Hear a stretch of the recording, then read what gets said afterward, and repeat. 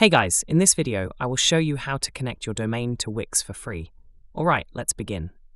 First, go to the dashboard for your Wix website. Click on Publish Site, because your site needs to be live before connecting the domain. Once published, you will see a confirmation message.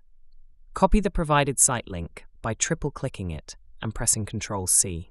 Next, go to your domain provider. Open your domain list and click Manage Domain. Under Name Servers, ensure you are using the provider's default DNS. For GoDaddy, choose GoDaddy's DNS. Find the Redirect Domain section. Here, add a redirect. Enter your domain name and paste the copied Wix link. Then, save the changes. This setup may take a few hours to update. Once active, visiting your domain will redirect your Wix site. However, note that this is a redirection, not a full domain connection. To fully link your domain to Wix, you would need a premium plan.